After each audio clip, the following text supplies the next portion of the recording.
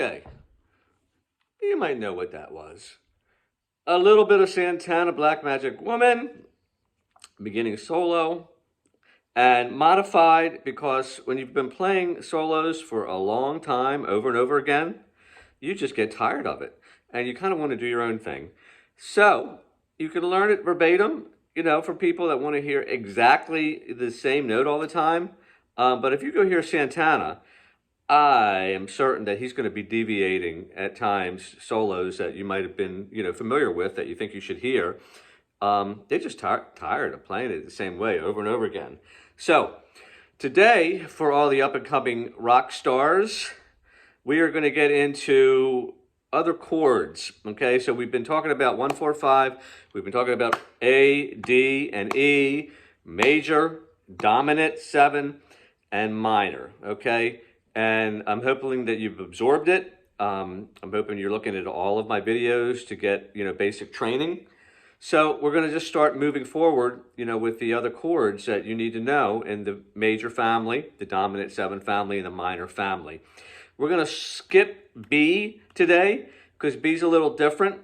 And there are a few positions or chords, for dominant 7th or minor that they're not considered open. You have to move them up the neck a little bit and almost kind of bar them.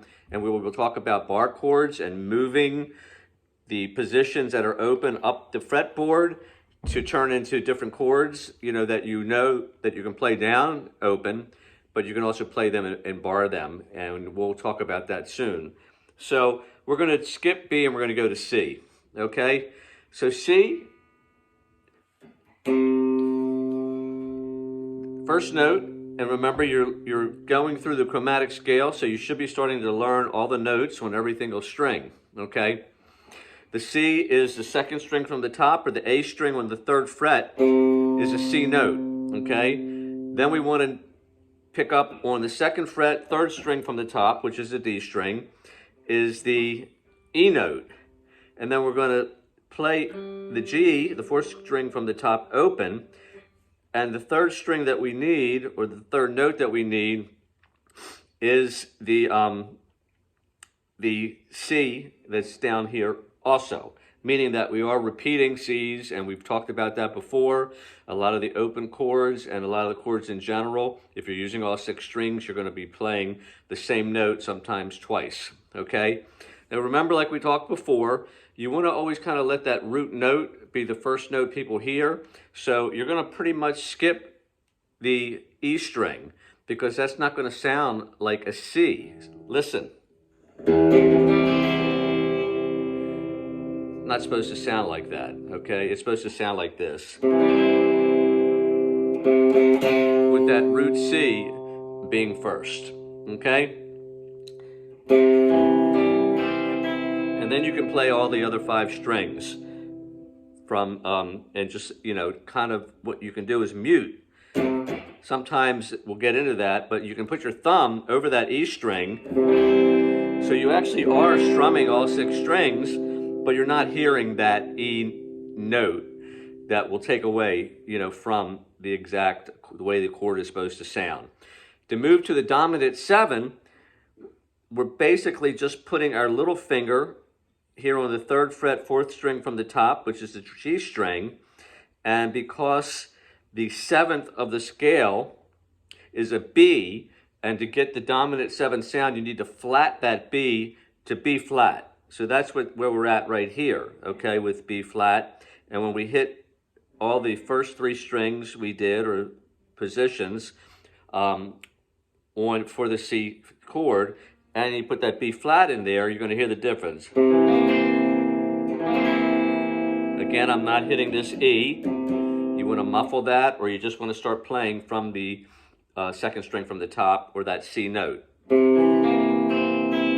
the difference? And then the C major, C7.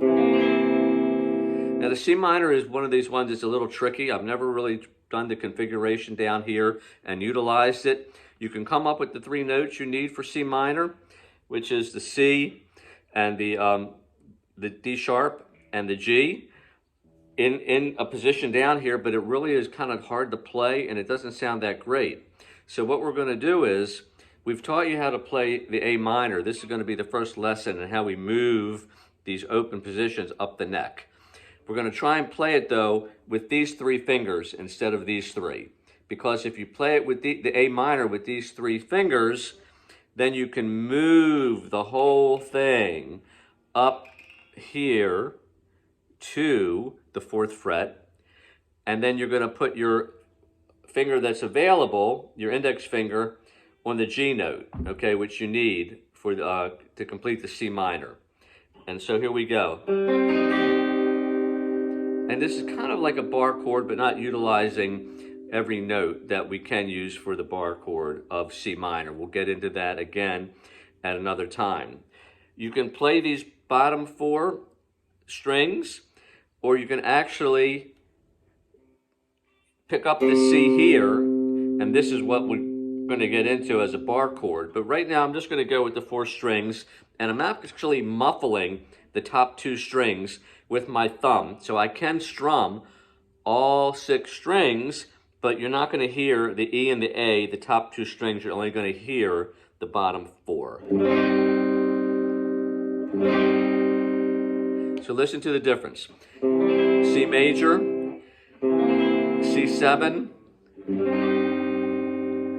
C minor. We'll keep moving forward, keep practicing. I know you can do it. Any questions, let's keep them coming. And please subscribe at Steve Topel 9783. Love to see you again. Have a great night.